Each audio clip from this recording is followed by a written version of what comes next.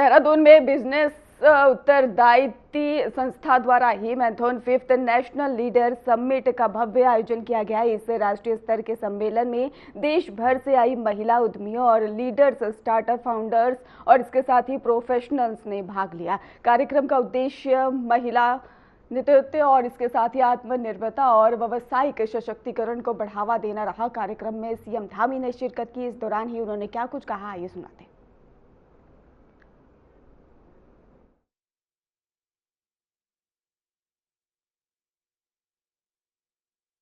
गंगा बिष्ट जी, colonel doctor DP Dimri जी, सलाहकार HRD मंत्रालय भारत सरकार, श्रीमती मधु भट्ट जी, गीता खन्ना जी और इस सब कार्यक्रम का संस्थापक करने वाले अध्यक्ष और इसके संस्थापक श्री नीरज बावड़ी जी, पांकी जी, सुनील नियाल जी और सभी आए हुए हमारे पूरे अनेक देश भर के अनेक स्थानों से आए हुए सभी हमारे विभिन्न क्षेत्रों में जिन्होंने बहुत विशेषताएं प्राप्त की हैं, अनुभव प्राप्त किए हैं, ऐसे आप सभी महिला उद्यमियों का, औद्योगिक संस्थानों के हमारे सभी प्रतिनिधियों का, स्वयं सहायता समूह से जुड़ी हुई हमारी बहनों का, मातृशक्ति का, सम्मानित महानुभाव, मैं सभी का मुख्य सेवक सदन में आज के इस कार्यक्रम में आप सबका हृदय से स्वागत करता हूं, आप सबका अभिनंदन करता हूं। मेरे लिए बहुत हर्ष का विषय है कि मुझे बिजनेस उत्तरायणी संस्था द्वारा आयोजित 2025 के इस मंथन कार्यक्रम में आप सबके बीच में नारी शक्ति की प्रतीक आप सभी महिला उद्यमियों के बीच में आने का शुभ अवसर प्राप्त हुआ है। मुझे बताया गया कि हिमालयन रिसोर्सेज इन्हांसमेंट सोसाइटी और बिजनेस उत्तरायणी संस्था ने पिछले 7 सालों में देश भर में विभिन्न कार्यक्रमों के माध्यम से उत्तराखंडी उद्यमियों को भी एक सशक्त मंच देने का काम किया है और राष्ट्रीय स्तर पर स्थापित उत्तराखंडी उद्यमियों को रिवर्स माइग्रेशन के लिए प्रेरित किया है। साथ ही कौशल विकास के क्षेत्र में, उद्यमिता के क्षेत्र में, साहित्य, शिक्षा और संस्कृत जैसे महत्वपूर्ण विषयों पर भी कार्यशालाओं का आयोजन करने के साथ साथ उत्तराखंडी उद्यमियों को प्रोत्साहित करने के उद्देश्य से प्रत्येक वर्ष नेशनल लीडर समिट का आयोजन भी इस संस्था के द्वारा किया जाता है। मुझे जानकर प्रसन्नता हो रही है कि आज इस समिट का 5वां संस्करण विशेष रूप से हमारी सभी मातृशक्ति को, महिला उद्यमियों को प्रोत्साहित करने के उद्देश्य से आयोजित किया जा रहा है।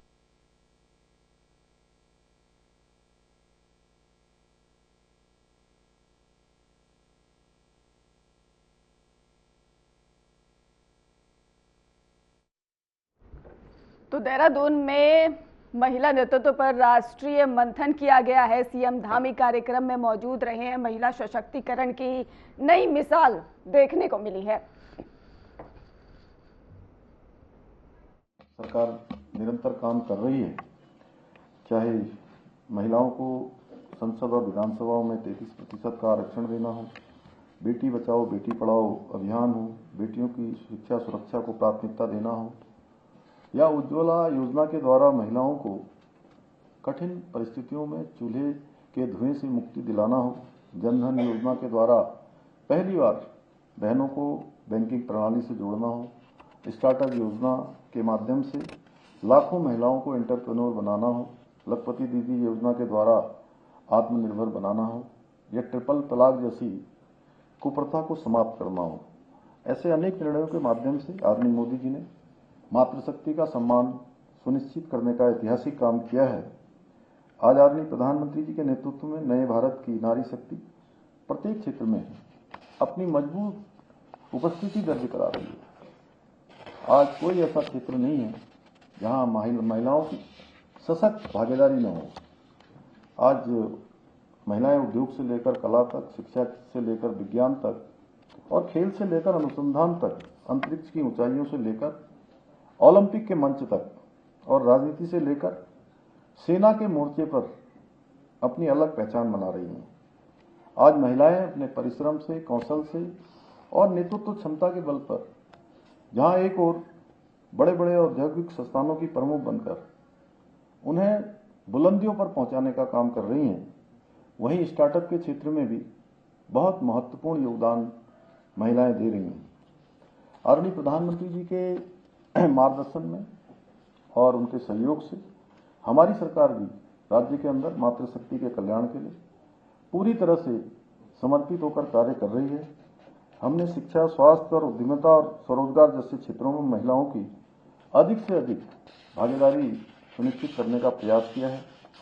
इसी क्रम में हमारी सरकार के द्वारा उत्तराखंड राज्य ग्रामीण आजीविका मिशन के माध्यम से प्रदेश की ग्रामीण महिलाओं को आत्मनिर्भर बनाने का कार्य किया जा रहा है। इसके साथ ही सशक्त बहना उत्सव योजना, मुख्यमंत्री महिला स्वयं सहायता समूह सशक्तिकरण योजना के माध्यम से हमने राज्य की मातृशक्ति को नए अवसर और शक्ति प्रदान करने का काम भी किया है। हमारी सरकार मुख्यमंत्री उद्यमशाला योजना के अंतर्गत महिला समूह द्वारा निर्मित उत्पादों को एक ब्रांड के रूप में स्थापित करने का, उनको विकसित करने का काम भी कर रही है, जिसके लिए हमने इन उत्पादों की एक विशिष्ट पहचान सुनिश्चित करने हेतु एक विशेष लोगो भी जारी किया है। इसके साथ ही 15,000 से अधिक महिला उद्यमियों को, स्वयं सहायता समूह और लखपति दीदियों को इंक्यूबेशन की सुविधा भी हम प्रदान कर रहे हैं।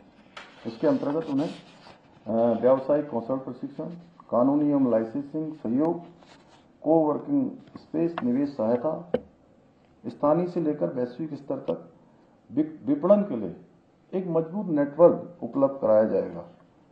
आदरणीय प्रधानमंत्री जी के नेतृत्व में वोकल फॉर लोकल और लोकल टू ग्लोबल की पहल के अंतर्गत लखपति दीदी के संकल्प को साकार करने के लिए तथा हमारे स्थानीय उत्पादों को वैश्विक पहचान दिलाने के लिए हमने हाउस ऑफ हिमालय नाम से अम्ब्रेला ब्रांड की शुरुआत भी की है, जिसके अंतर्गत हम उच्च गुणवत्ता वाले उत्पादों को विभिन्न ई-कॉमर्स प्लेटफॉर्म्स और इन हाउस स्टोर्स के माध्यम से लोगों तक पहुंचाने का काम कर रहे हैं।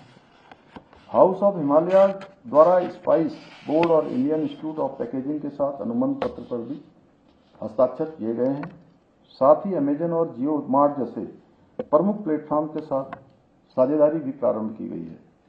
मुझे बताते हुए अत्यंत प्रसन्नता हो रही है कि आज राज्य में लगभग 70,000 स्वयं सहायता समूह बनाकर लगभग 5 लाख महिलाएं संगठित होकर अपना व्यवसाय कर रही हैं। जहां अपना काम कर रही हैं, वहीं अनेकों लोगों को उनको भी साथ में जोड़कर उनके भी स्वरोजगार का साधन बना रही हैं। इतना ही नहीं, 7,000 से अधिक ग्रामीण संगठन, 500 से अधिक क्लस्टर संगठनों के माध्यम से राज्य की महिलाएं सामूहिक नेतृत्व की एक अद्वितीय मिसाल पेश कर रही हैं। मुझे गर्व है कि आज प्रदेश की 1,68,000 से अधिक बहनों ने लखपति दीदी बनकर महिला सशक्तिकरण की दिशा में एक नया इतिहास बनाने का काम किया है। प्रदेश की मातृशक्ति द्वारा किए जा रहे इन कार्यों को देखते हुए हमारी सरकार राज्य में उत्पादों की प्रोसेसिंग, पैकेजिंग और बिक्री के लिए एक सशक्त इकोसिस्टम विकसित करने पर भी काम कर रही है, जिसके अंतर्गत महिला स्वयं सहायता समूह के द्वारा बनाए गए उत्पादों को प्रोसेसिंग एवं मार्केटिंग के लिए ग्रोथ सेंटरों की स्थापना भी की गई है। वहीं इन उत्पादों के प्रभावी विपणन के लिए कि उनको जो उत्पाद बनाए गए हैं उनको अच्छी मार्केट मिले, उनको बिक्री का अवसर मिले।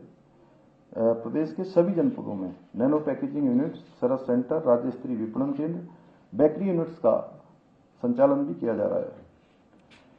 हमारी सरकार ने राज्य में निवेश को बढ़ावा देने के लिए वर्ष 2023 में ग्लोबल इन्वेस्टर समिट का आयोजन किया था।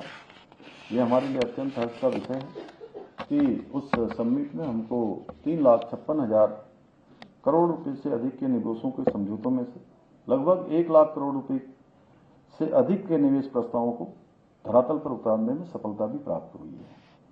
हमने राज्य में निवेश वातावरण बनाने के लिए जहां एक और उद्योगों की लाइसेंसिंग प्रोसेस को आसान बनाते हुए सिंगल विंडो सिस्टम की जो व्यवस्था है उसको और सुधार किया है। वहीं औद्योगिक नीति, लॉजिस्टिक नीति, स्टार्टअप नीति, एमएसएमई नीति सहित 30 से अधिक हमने पॉलिसी भी बनाई है और बहुत सी पुरानी चलने वाली पॉलिसियों में, जिसमें कुछ मानकों में शिथिलीकरण करना था, कुछ आसान करना था, वो आसान भी किया है, जिससे कि उद्योगों को एक बेहतर माहौल उपलब्ध हो। इसके साथ ही जहां हम स्टार्टअप्स को इंक्यूबेशन सुविधा उपलब्ध कराने के उद्देश्य से 60 करोड़ रुपए का इसकी लागत से विश्व स्तरीय यू हब की स्थापना कर रहे हैं, वहीं उन्हें आसानी से फंड उपलब्ध कराने के लिए 200 करोड़ रुपए का हमने वेंचर फंड की स्थापना भी की है। मुझे गर्व है कि हमारे प्रदेश की महिलाएं स्टार्टअप के क्षेत्र में भी बहुत उल्लेखनीय उपलब्धियां हासिल कर रही हैं। नारी शक्ति द्वारा स्थापित स्टार्टअप पारंपरिक कला, कृषि उत्पाद, शिक्षा, डिजिटल और टेक्नोलॉजी जैसे विविध क्षेत्रों में उत्कृष्ट कार्य कर रहे हैं। यह हम सभी के लिए बहुत हर्ष का विषय है कि आज उत्तराखंड को ईज ऑफ डूइंग बिजनेस में अचीवर्स की श्रेणी मिली है, वहीं स्टार्टअप रैंकर्स में लीडर्स की श्रेणी प्राप्त हुई है।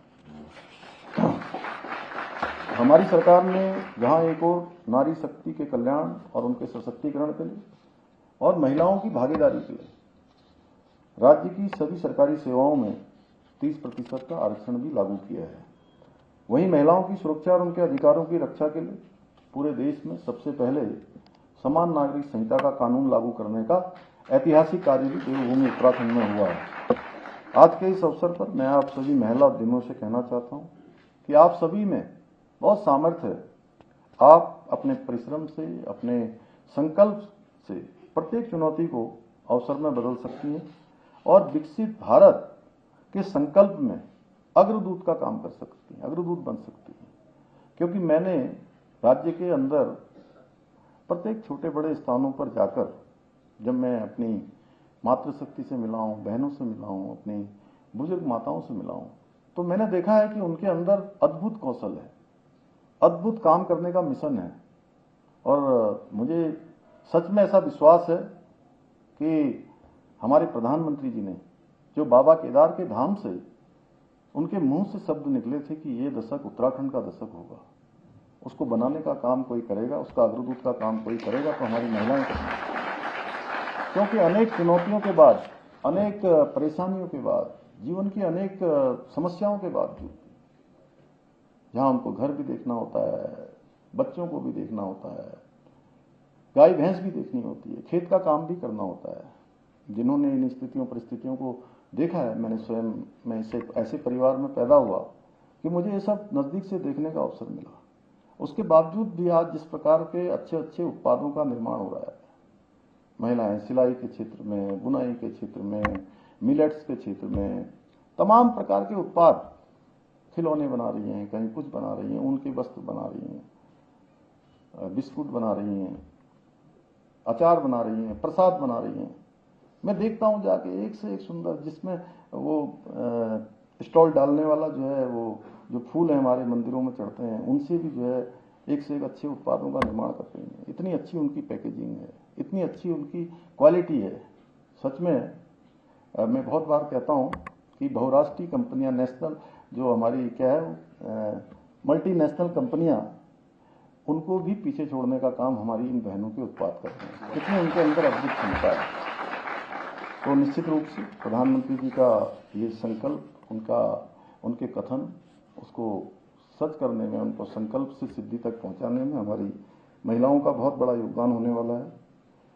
मैं इस अवसर पर आप सभी से आज यह भी आग्रह करना चाहता हूं कि हमारे आदरणीय प्रधानमंत्री जी ने स्वदेशी उत्पादों को अधिक से अधिक उपयोग करने का आह्वान किया है, ताकि आत्मनिर्भर भारत का हमारा संकल्प और अधिक मजबूत हो सके, देश हमारा मजबूत होगा। मुझे पूरा विश्वास है हमारे राज्य की नारी शक्ति आदरणीय प्रधानमंत्री जी के इस आह्वान को एक जन आंदोलन का रूप देकर अपने स्वदेशी उत्पादों के माध्यम से न केवल स्वयं को सशक्त बनाएंगी, बल्कि उत्तराखंड को भी आत्मनिर्भर और देश का अग्रणी राज्य बनाने में, हमारे विकल्प रहित संकल्प को साकार करने में भी अपनी बहुत महत्वपूर्ण भूमिका निभाएंगे। इसी विश्वास के साथ एक बार फिर से बिजनेस उत्तरायणी संस्था की पूरी टीम को इस विशिष्ट कार्यक्रम की सफल आयोजन की हार्दिक शुभकामनाएं देते हुए, आप सभी के उज्जवल भविष्य की कामना करते हुए मैं अपनी बात समाप्त करता हूं। धन्यवाद। बहुत बहुत धन्यवाद।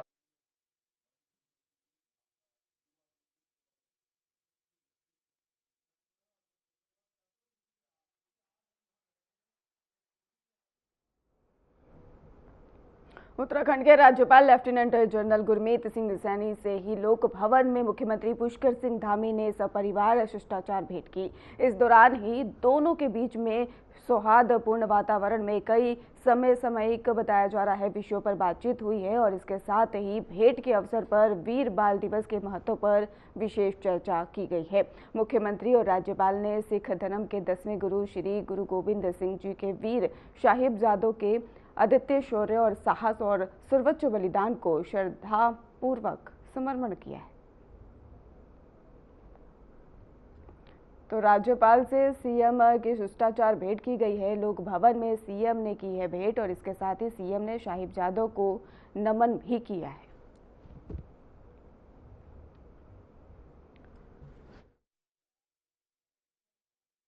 और इसके साथ ही आपको बता दें कि राज्यपाल से सीएम की ये खास मुलाकात रही और जहां पर उत्तराखंड के राज्यपाल लेफ्टिनेंट जनरल गुरमीत सिंह सैनी से ही लोक भवन में मुख्यमंत्री पुष्कर सिंह धामी ने सपरिवार शिष्टाचार भेंट की। इस दौरान ही दोनों के बीच में सौहार्दपूर्ण वातावरण में कई सामायिक विषयों पर ही चर्चा की गई है और इसके साथ ही भेंट के अवसर पर वीर बाल दिवस के महत्व पर विशेष चर्चा की गई है।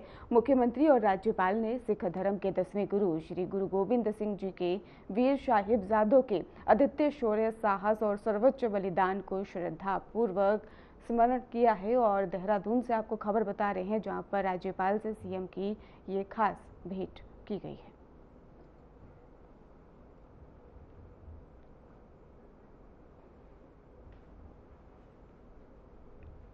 प्रदेश के प्रथम मुख्यमंत्री स्वर्गीय नित्यानंद स्वामी की जयंती के अवसर पर मुख्यमंत्री धामी ने मुख्यमंत्री आवास में उनके चित्र पर श्रद्धा सुमन अर्पित कर भावपूर्ण ही समर्पण किया है। और इस अवसर पर ही मुख्यमंत्री ने कहा कि नित्यानंद स्वामी के नेतृत्व में उत्तराखंड राज्य की प्रशासनिक नींव सुदृढ़ हुई है और उन्होंने कहा है कि राज्य गठन के बाद चुनौतीपूर्ण परिस्थितियों में स्वामी जी ने दूरदर्शिता और समर्पण के साथ ही शासन की दिशा तय की है, जिसका लाभ आज की प्रदेश को मिल रहा है। नित्यानंद स्वामी की जयंती के अवसर पर सीएम धामी ने ही श्रद्धापूर्वक स्मरण किया है और इसके साथ ही मुख्यमंत्री आवास में यह कार्यक्रम हुआ जहां पर नित्यानंद स्वामी ने मजबूत नींव रखी, ऐसा भी उन्होंने कहा है।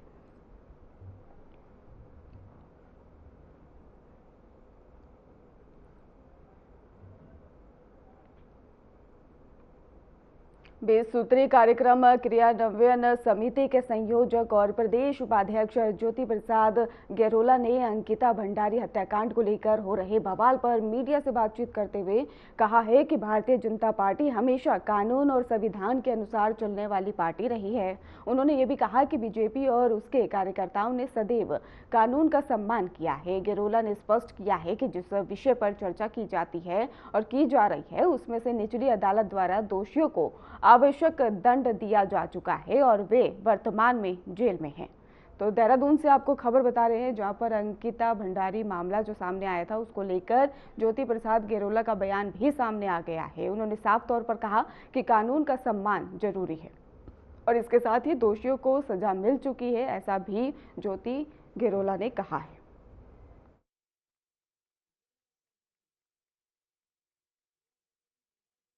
देखिए, भारतीय जनता पार्टी हमेशा कानून और संविधान के हिसाब से चलने वाली पार्टी है और भारतीय जनता पार्टी उसके कार्यकर्ताओं ने हमेशा कानून और संविधान का पालन किया है और जिस विषय पर वो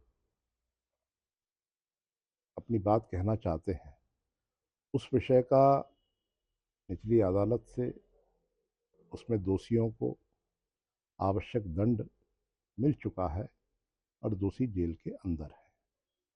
तो मुझे लगता है कि किसी के पास भी उससे संबंधित विषय या साक्ष्य हैं, उनको भी कानून का सम्मान करते हुए कानून के दरवाजे पे जाना चाहिए और अगर कुछ है जाना चाहिए, नहीं तो राजनीति में वितंडा करने के लिए सबके पास अवसर रहते हैं।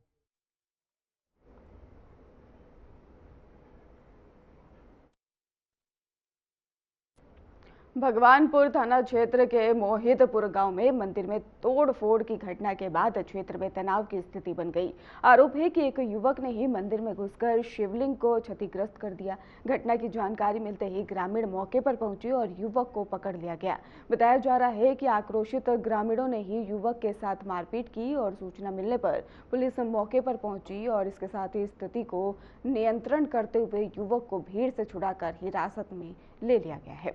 तो हरिद्वार से आपको खबर बता रहे हैं, जहां पर मोहितपुर गांव में मंदिर में ये तोड़फोड़ का मामला सामने आया। तोड़फोड़ की घटना से क्षेत्र में फिलहाल तनाव की स्थिति बनी हुई है। वहीं पर पुलिस बल मौके पर तैनात है और युवक फिलहाल हिरासत में ले लिया गया है। आपको बता दें कि युवक द्वारा बताया गया कि तोड़फोड़ की गई है, जिसके बाद घटना की जानकारी पुलिस को दी गई। पुलिस मौके पर पहुंची और युवक को गिरफ्तार किया।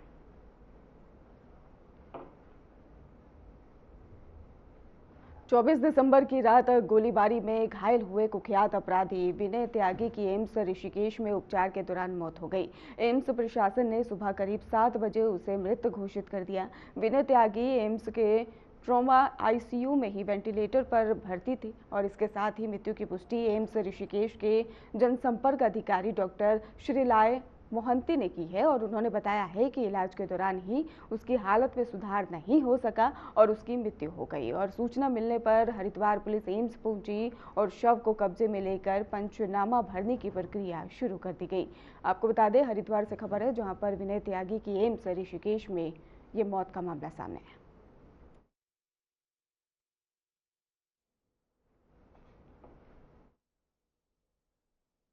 फिलहाल खास बुलेटिन में इतना ही। आगे की खबरों के लिए आप देखते रहिए हमारा चैनल। धन्यवाद।